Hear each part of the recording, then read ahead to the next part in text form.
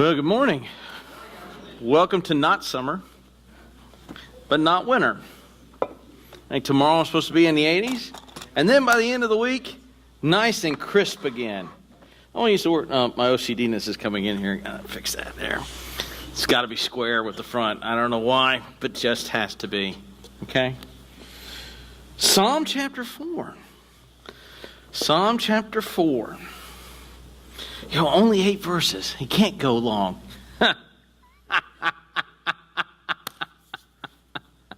Psalm chapter 4. Now, when we looked last week in Psalm chapter 3, we found out that the God of the universe, the only autonomous being in the world, He is an ever-present shield. We talked about that, and the shielding is not just like a standard shield that faces just in one direction, but He is an omnidirectional shield. If we were to write it today, it'd be like a force field bubble, in which no matter what angle attack comes from, there is God defending and protecting. And we're left with the end that salvation belongs to the Lord. And this is a psalm that Absalom is writing or has written right after. David is writing right after his son Absalom has launched an attack to take the kingdom from him. And the maliciousness that was done by Absalom to David. And David recognizes that it is in God that is his shield, it is God that is his fortress, it is God that is his refuge, and it is God that saves. We're going to pick up with Psalm 4. Because Psalm 4 is believed by many scholars, and I think the language there fits, is to be a companion psalm to Psalm 3. David is still addressing the issue with Absalom. David is still addressing the situation that has come with Absalom. David is still addressing all the maligning that has been done by Absalom in this psalm. And so, if you were to title this, we're going to answer this title here in a minute, but it's For You Alone. See, in the midst of our suffering, we believe we suffer alone. In the midst of our suffering, we believe that we are alone. In the midst of our suffering, no one ever knows the depths of how bad I suffer.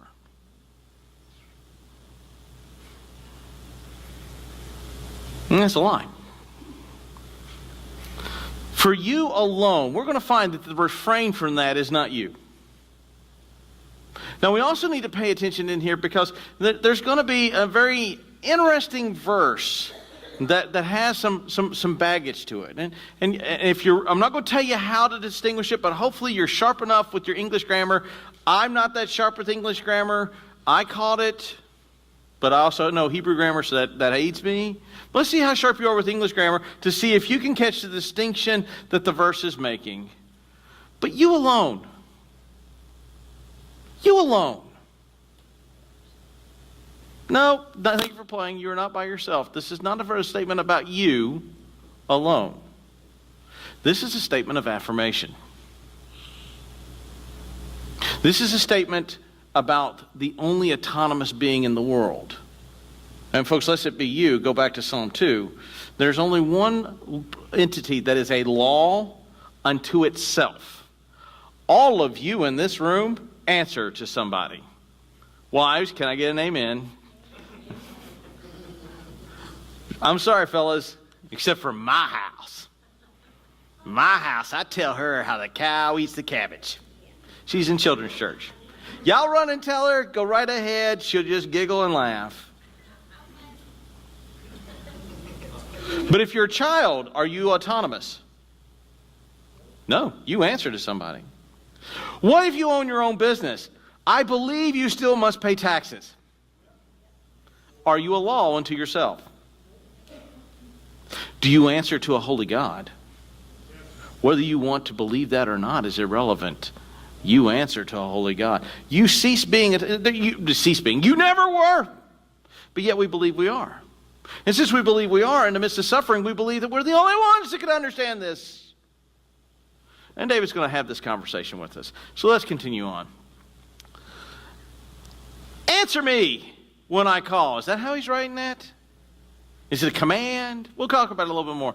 I want you to think about that, and then we'll go, answer me when I call, God, my righteousness. You have given me relief when I was in distress. Be gracious to me and hear my prayer.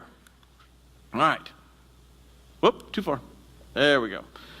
Up here on the what they call the confidence screen, the spacing is off. So I'm going to look here because the spacing is right. You have what is kind of what's known in the Greek scholars a chiastic structure in the opening, in the sense that this and this are essentially the same line. Answer me when I call, be gracious to me and hear my prayer. You can cut these verses out, and this line will make perfect sense. Answer me when I call, be gracious and hear my prayer. This is a standard formula within the Psalms. But then David adds some interesting stuff. Notice he says, God of my righteousness. In David's mind, who is the sole answer? Who is you alone? In David's mind. Is it him? It is the God of my righteousness.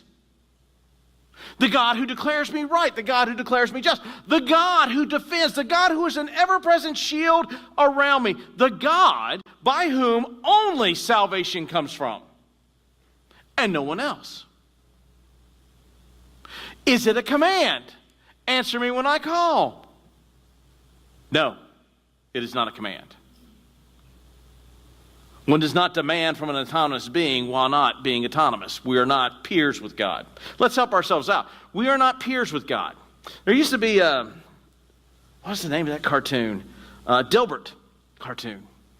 And this guy comes up, I don't know the names, comes up to one guy and says, hey, I need you to do this. And Dilbert reaches up, grabs it, and wads up the piece of paper, throws it in the trash. He goes, what we have just learned is you and I are co-workers. You are not my boss. We are not God's peer.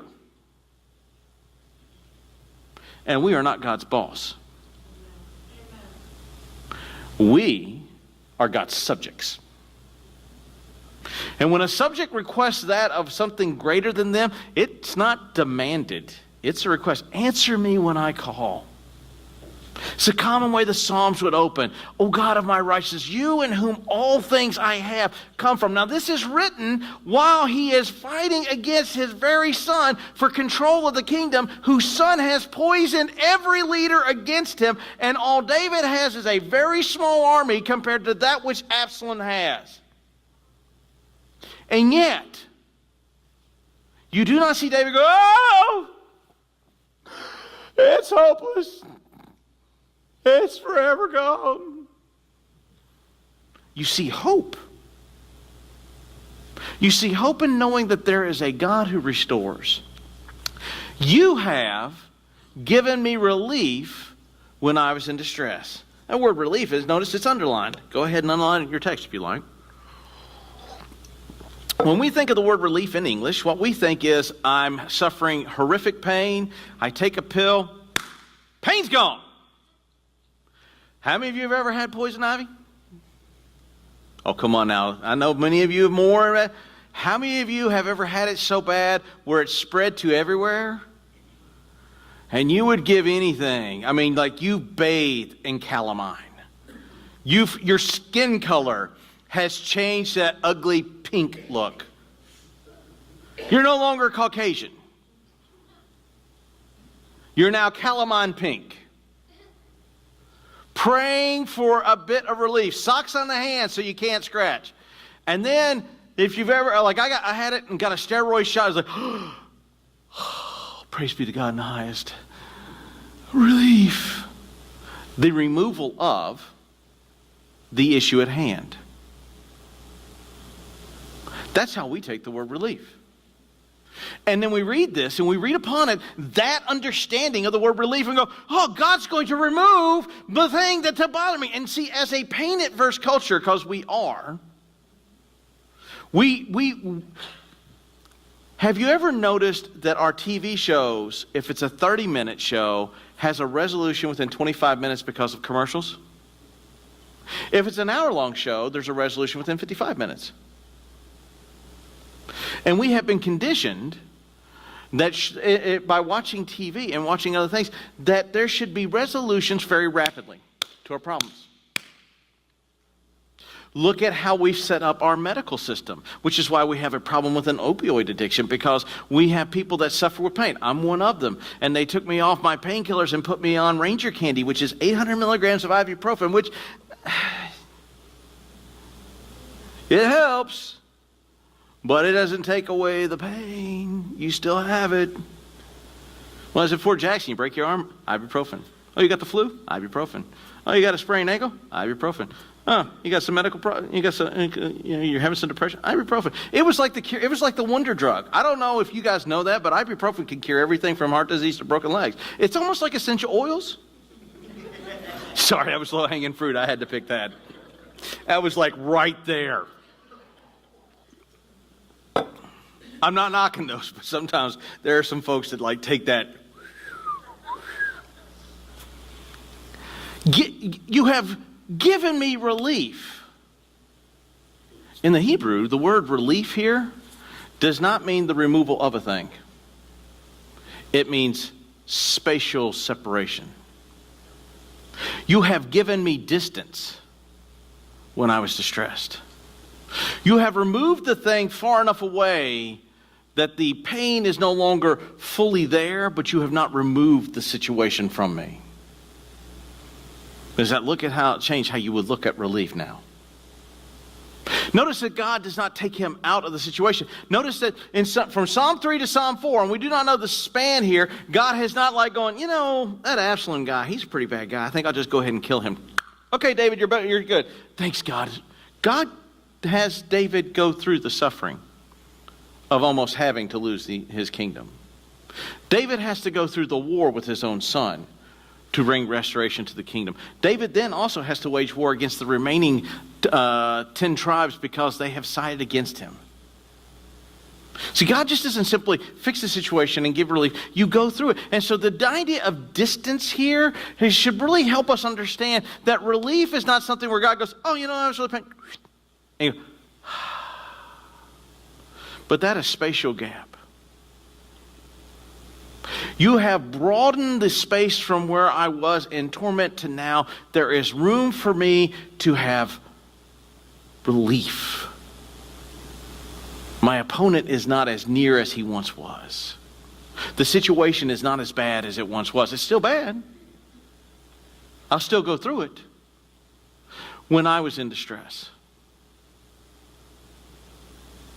See, we think that because we're God's people, we should suffer less. Folks, because you are God's people, you will suffer more.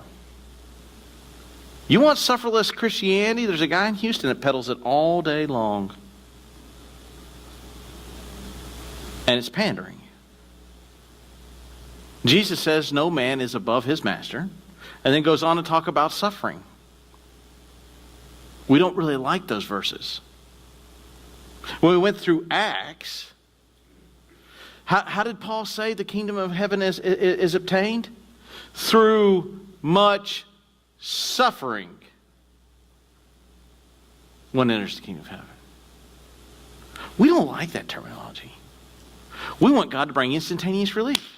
We want him to be a little pill we take, pain's gone, problems are fixed, marriages are healed, situation at home, kids are great, job is perfect, on and on, on and on, on and on. Why? Because that's how we've been culturally conditioned. Here's the problem with that. And that is not biblically conditioning.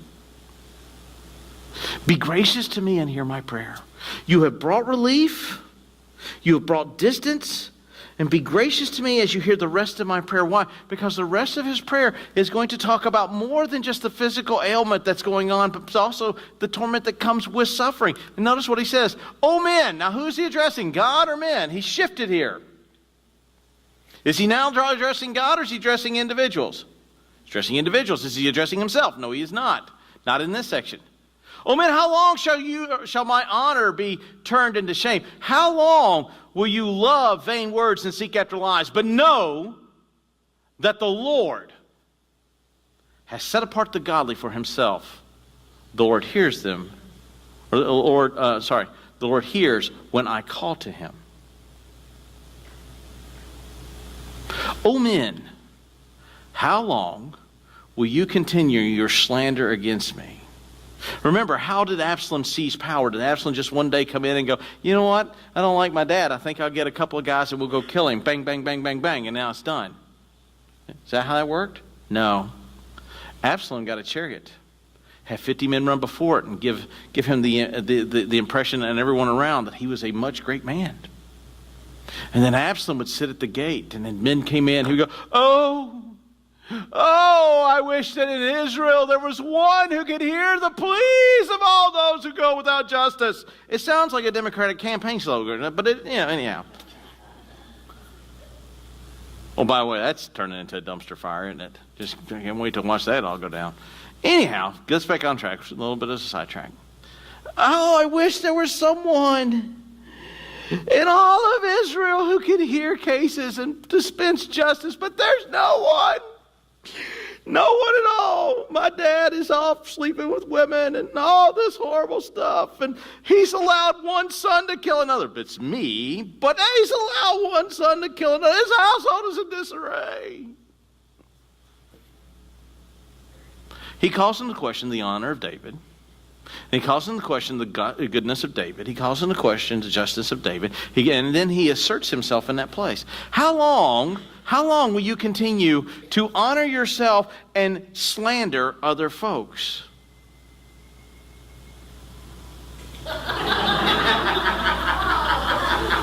I get the best sound bites from y'all's phones. I mean, that was perfect timing.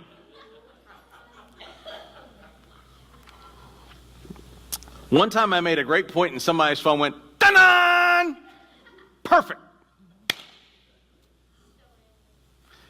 How long will you continue in your game of slander? Now notice what happens. God has brought distance. God has brought some relief. God has brought to David the opportunity to get some relief from the situation at hand in which there is distress, but yet David's detractors are still maligning him. David's detractors are still speaking against him. David's detractors are continuing. And notice what he uses. He says, and love vain, empty words. Folks, when we slander one another, rarely is the slander true, if it is at all. They're empty. Why? Because if there was truth to it, you would go and seek resolution. But since you choose to slander them more than do anything, you're going to spread a lie. But notice what David says. Notice what David says. How long will you continue in this behavior, O men? See, do you not know that God is my righteousness? Do you not know that it is God that brings relief? Do you not know that it is God who is an ever-present shield around me? Are you unaware that the only being in the universe that is in fully control of all things, He is my Lord? How long are you going to continue not in your warring with me? So we're going to see very quickly that these men are no longer slandering David. And when people slander you, they are no longer slandering you. Which is why you can take great relief in the midst of this and take great rest. And we'll see why here in a minute, because they have stopped slandering you. We go, well, they're using my... Yeah, I got it. And it's still painful. But if you are God's, and He is yours, and He is your protection, and He is your righteousness, when they lay libel against you, who have they most libeled? Yeah. Notice what it says. But know this. The Lord, not me, not you, the Lord has set apart the godly for Himself. When you slander, when you lie, when you malign, when it's done to you, understand that they are doing so against whom? Those who God has set apart. Now again, David is in this situation because David started this mess with Bathsheba. But notice that in this case, even still, David can assert that he is God's. Why? Because David repents. David recognizes the sin that has been happened. And now that the Lord has set apart those for himself. Notice the phraseology. The Lord has set apart. So how is it now that you are able to malign this character?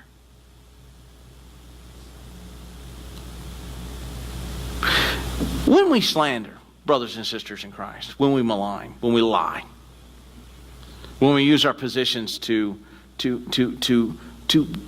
aggravate and frustrate. Understand, amongst believers, that's an absolute no. It reflects the condition of a heart. That if one continues to do so, one needs to do a gut check to see if one actually is saved. Because the Bible tells us the way you handle disputes is not through maligning, not through slander, not through lies, but direct confrontation in love and kindness. When we do this to others, we have entered an age in politics. The reason why we end up with the bottom of the barrel running for every party is because we've entered a stage in politics of personal destruction. Everyone running is going to have everything about their life dug up from things way back when. And then it'll be used against them, and it feeds us. And guess what? We all are spectators to that dumpster fire. And we enjoy watching it. And the media gives us what we want to watch. And we sit and feed on that mess. And we sit and we listen to people malign one another. And we give ear to it. Man may have confessed a thing years ago and change their whole, and yet we will malign them for something a long time ago. Well, what? It speaks to the character of the person today. Really? How many of you today would like to answer for the person you were when you were 16? Well, now, if you wouldn't want to hold people hold you to that standard, why would you hold someone else to that standard? That's the very by the way, let me help you out. That's the very definition of hypocrisy. I say, well, that's mean. Well, it is what it is, own it. That's what it means. When we malign one another, when we do these things, and here's the thing is, I can always tell when a fellow believer is about ready to do something unscrupulous. You know why? You want me to tell you the clue? They assert how good, godly people they are. Well, you know, I'm a godly person.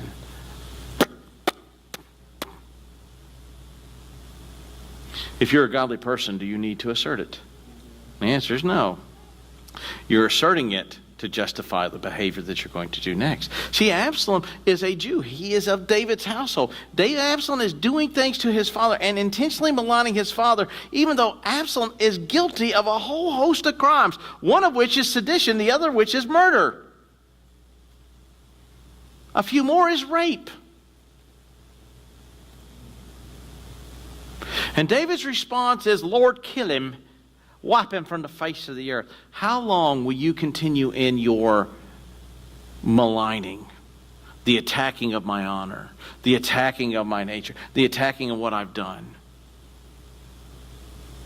Do you not know that those who are God's are set apart? And that the Lord, notice what it says, hears them, or hears me actually. I'll use the text right. The Lord hears when I call to him. See, those who are God's dwell and firmly indwelt in the things of God. You go, well, God, I pray and pray and pray, but God never answers. Are you praying with this closed? Because if you are, then you will not get an answer. This is the revealed word of God to humanity in this book. Does it contain all the answers? Should I file this way on my No, it's not a tax document. It's not a history book. It is the revealed nature of God. And it reveals why we suffer. And there are different reasons for why we suffer, but the end reason is to bring glory to the Father. And how we suffer also demonstrates whether or not we really truly believe that God hears when we call upon him. Well, I believe God hears when I call. but not in this case. Or we look for prayer, but we approach prayer this way. Well, I've been praying, but I don't think God's hearing me. But you're a good prayer warrior, so if you pray, God will hear you. That implies that there's something magical about that individual. You go, well, the Bible says the prayers of a righteous man availeth much. It does. What does the availment mean? Søren Kierkegaard, the Danish philosopher, makes the point that I do not pray to change God's mind. I pray that through prayer, he changes mind. That would be the availeth much. That as I pray in the situation, that God alters how I'm looking at the situation and recognize that one thing is that I belong to God. Secondly, God hears my prayers and God protects his people. He may allow some things to bother me. He may allow some things to torment me. He may allow these things. I may suffer horrifically, like in the case of Job. Great! To God alone be the glory. But a lot of times we behave as though, me alone. Me alone.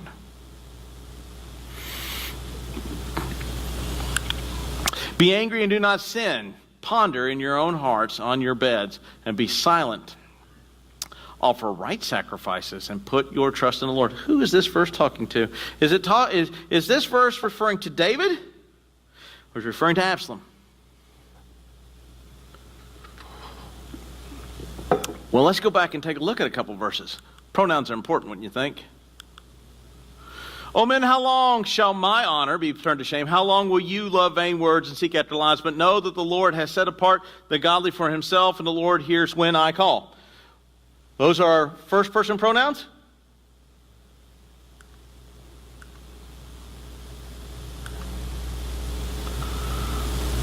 Has the pronoun shifted? Is he talking about himself or is he talking about someone else? He is talking about someone else. However, you have a problem here. And how many of you I know we have a problem here? Because Ephesians 4 quotes it slightly differently. Now, one of the temptations we have in our text is when we have this issue where the New Testament uses a verse but may not use it the way the Old Testament is using it. What we do is, because we're Christians, we go back and we read Christianity back onto the Old Testament. We do this with Isaiah 7:14 and what Matthew says in the book of Matthew about the virgin conceiving. Because if you read it in Isaiah, it means young maiden. And you read it in the New Testament, it means virgin. And what we do is we go back and we change the meaning in the English text and say virgin instead of young maiden. And the reason being is because Matthew uses it this way. And there's a whole discussion as to why that shouldn't happen. But a lot of it has to do with we read back upon the text. We do the same thing here because Paul quotes this slightly differently. David is talking to here the individual who is maligning. Why? Because the thing is, when you attack an individual, it's kind of hard to be loving them and attacking them at the same time, right? I love my wife. I love her so much. I can't believe how much I love my wife. She is the most important thing in my... I can say those words, but do my actions just reflect that I love my wife? No! The reason why we malign people is because we're angry at them. The reason why we slander people is because we're angry at them. The reason why we physically attack people is because we're angry at them. The reason why Absalom is doing what he is doing is because he is furious with his father, because his father exiles him, because Absalom kills his brother, David's son. Well, Absalom had just cause. Yeah, it doesn't matter. One crime does not necessitate another crime. Absalom is furious because his dad has exiled him, and for good reason. Be angry, but don't sin. See, we can be angry at a situation, and we can be upset about a situation and not sin. I'll give you a great example. I am furious at the situation in the current state of the United States where we think it's perfectly okay to commit infanticide. Me sinning would be to go, well, since they're killing kids for defense of life, I will kill the doctor. And there are arguments that people put out that way because I'm defending life. Are you? I can be angry at the situation and yet not activate the nature that seems to flow from that. I'll give you a great example. Christ exhibits righteous anger when he cleanses the temple. Please, for God's sakes, when you sin against another person, do not use the cleansing of the temple as justification for your behavior. Let me help you out. Do you know what you've just done when you do that? You have committed blasphemy. You go, it's not that big. You better consider blasphemy a huge thing. Because God does. Because what you are asserting is, in your selfish anger, you are just as Jesus was in his righteous anger. And you've made the parallel that you and Jesus are simpatico in that anger. And are you? No, that's blasphemy. Please don't do that. Please don't do that. Please don't do it in front of me. You will not like the response. Because I will call you out for blasphemy. Because we don't blaspheme. We are to be angry. Look, be angry, but do not sin. Ponder in your own hearts on your bed. Think about what you are doing. Think about whose I am. Think about the situation that you are in. Think about all these things. Why on your bed? Why not as you're, drinking your coffee? Typically, how many of you have ever put your head upon the pillow and went, now I can, because the Army has taught me to sleep anywhere. And not because I can sleep anywhere. It's just the fact that you just learn that, we've got 10 minutes to down.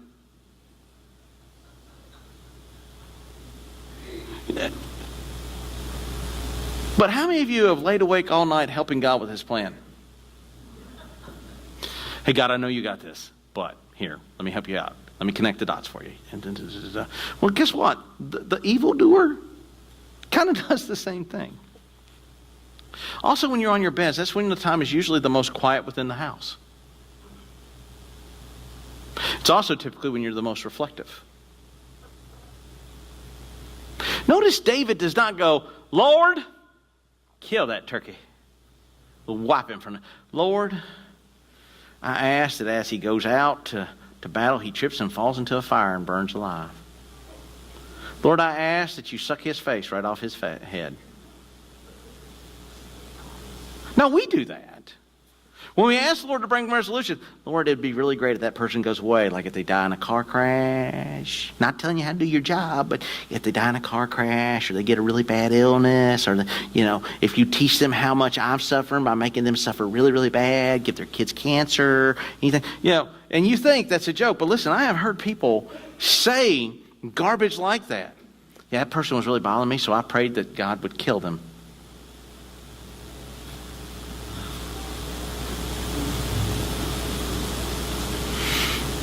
That's a bit odd, don't you think?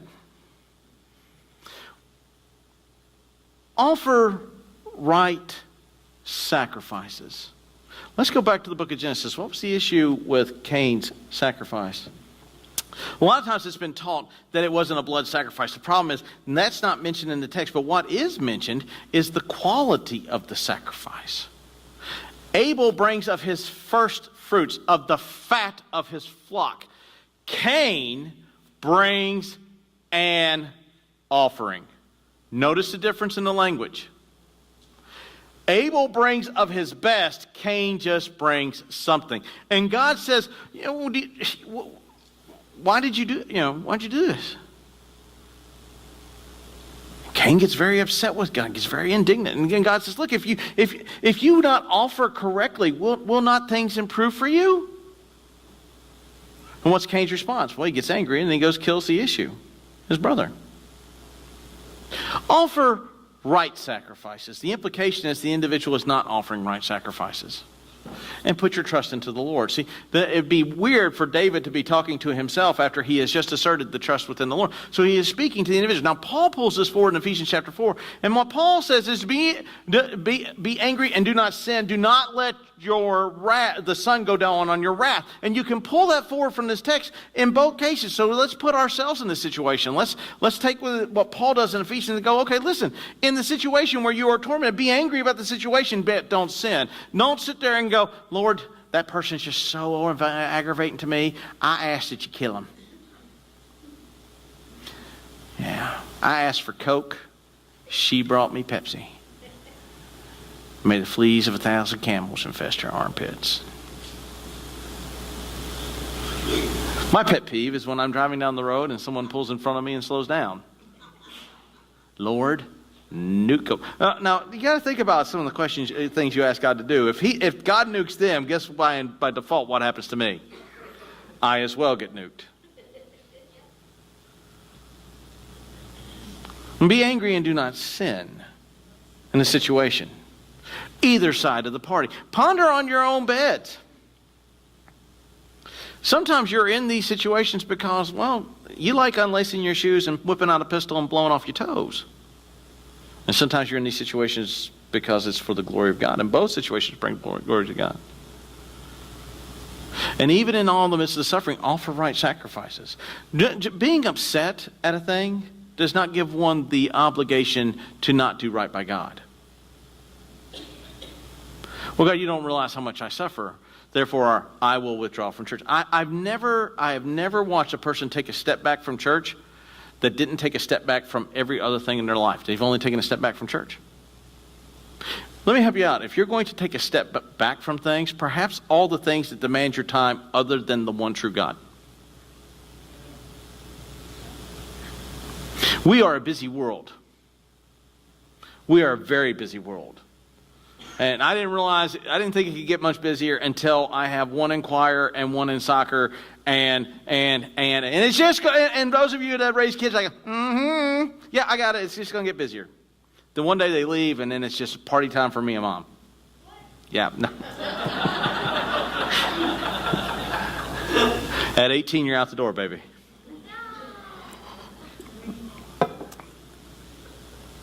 But the fact of the matter is, a lot of times, even in the midst of our suffering, while he is addressing the individual that's causing it and telling them to make sure that their sacrifices are right, Paul also makes this allusion that it's also for us and that we need to make sure that our sacrifices are right. And a lot of times the temptation for us is to go, well, you know what, Lord, you just don't realize you're not listening to me, therefore I won't go to your church. And the fact of the matter is, if God is not listening, if you're not hearing God, not going to the place where communal worship occurs and the body of believers are there to help shoulder the burden that you have, is going to put you at even less of hearing God. It is actually counterintuitive to do such a thing. Yet we do it all the time. Why? Well, because I've got to take a step back and refocus. How about you refocus around God? How about you cut out some of the busyness in your life and offer right sacrifices and put your trust in the Lord? Here's a hard thing. Man, we have a hard time with that. How many of you have ever no, please, for God's sakes, do not raise your hands. This is what we call a rhetorical question. How many of you have laid awake all night helping God with your plan? I have. I have helped God out. And here's the thing. If he would just listen to me, that plan would work.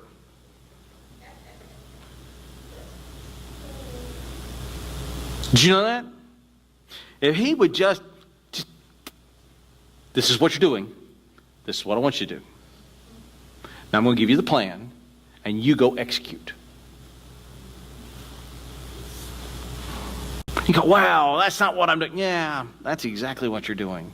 How many of you spent time during the day with the problem and war gamed all day with God? Let me ask you, did you feel better at the end of the day? No, you feel worse. Why? Because it's always constant within your mind. It's always there. It's always in the forefront of your mind. And you just keep talking about it until you've war gamed it all the way out. And here's the thing is, I'm a planning personality, which means I can plan long periods of time.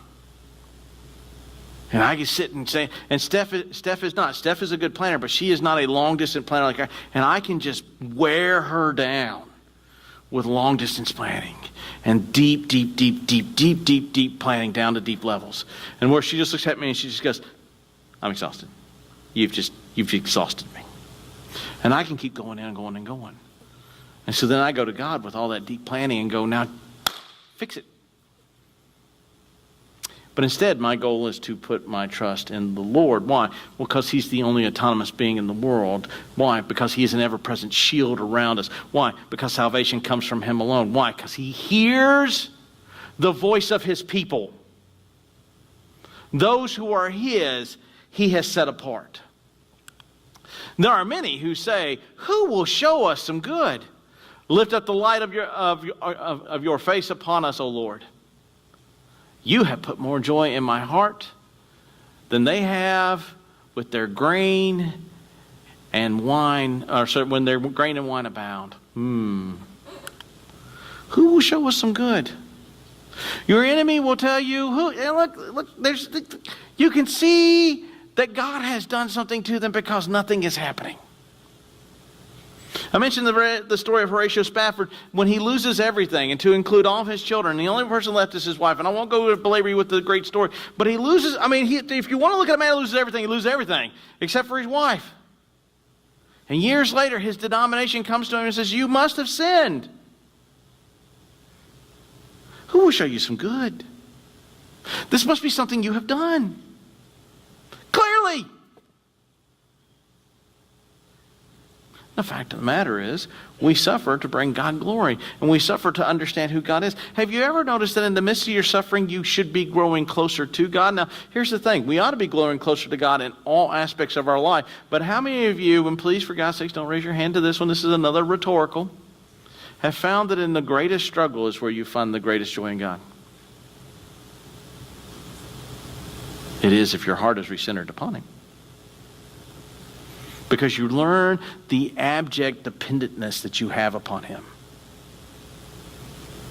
You lose the concept that you are a law unto yourself, and that He is a law unto Himself, and that He, according to Romans 8, causes all things. That's the phraseology. He causes all things to work together for good to them who are called according to His purpose.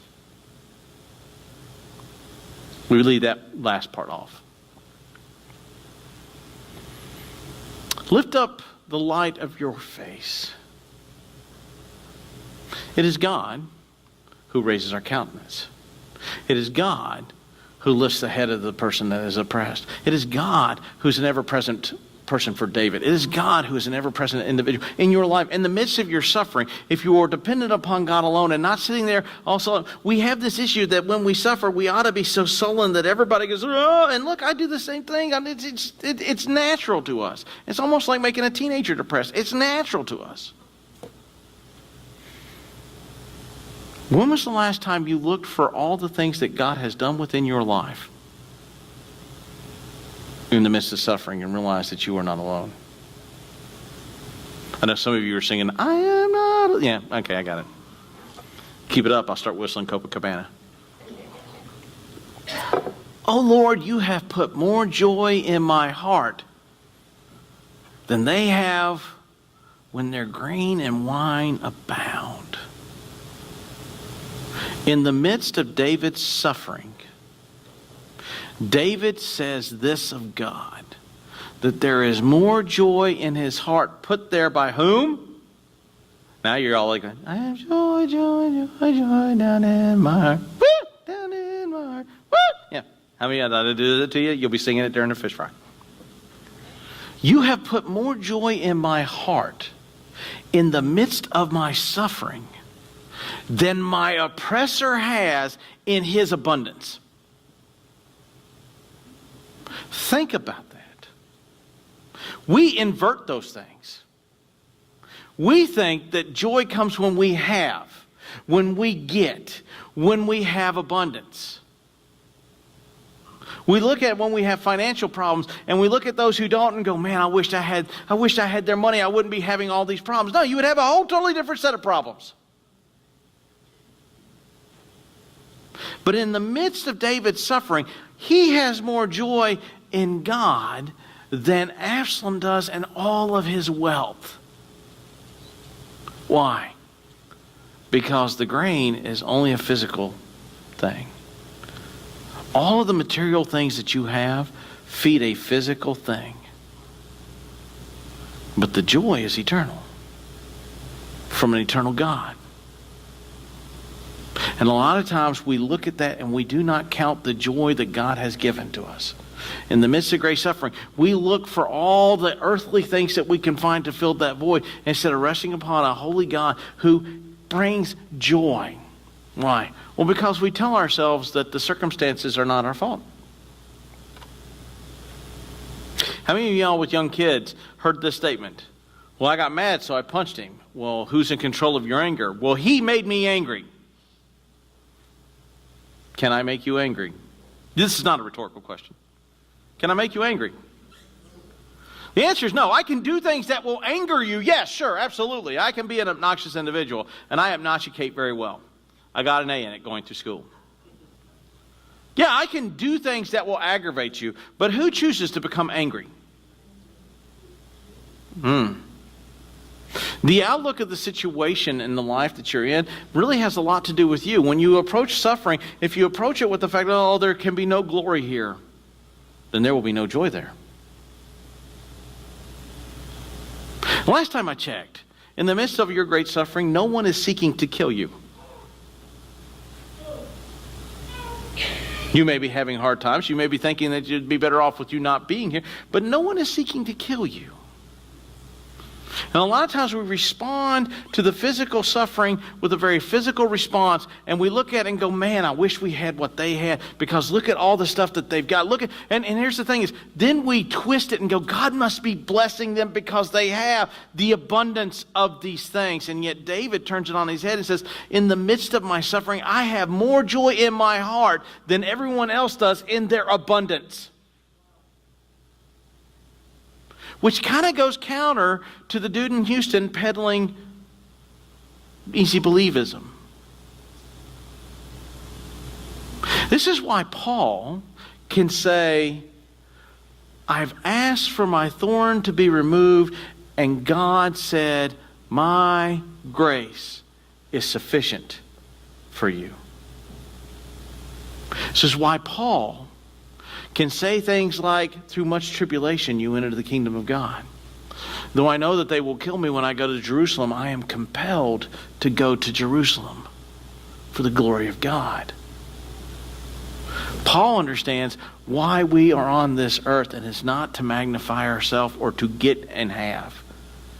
It's to bring God glory. And when we understand that, we find that there is great joy, more joy than having. I have met many an older saint that have absolutely nothing to their name except the Lord Jesus Christ, and they have a great more joy in their life than saints that have a great deal of wealth. And why is that? Because they recognize their utter and total dependence upon the only autonomous being in the universe, where if you have wealth, you have your wealth plus God. Where if you have your health, you have your health plus God. Where if you have X, you have that plus God.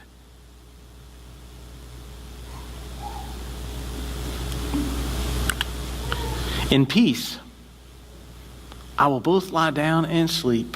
This goes along with what was discovered last week. If you weren't here, the video will soon be up. I will sleep in peace. He allows me to sleep in peace. He allows me to have rest. In the midst of all that is going on around me, even though He's given me distance from all my problems, I can lay down. Here's the thing is, we lay down at night when we suffer. But is there peace? Nope. We're helping God. Do we sleep? Oh, the most fitful sleeps I have when I lay down with problems and try to help God with them. When in reality, if I would just simply turn them over to Him. Imagine the sleep that one could have if they take all of that weight and put it over upon the only autonomous being within the universe, who is in utter control of all things, who doesn't need you to give Him a weekly or hourly brief of your current situation because He's intimate and imminently aware of all of His creation. And imagine the peace and joy you could have by laying your head down on the pillow and sleeping. By simply turning it all over to Him. You go, well, Brother Ashley, that's easier said than done. Yeah, it is.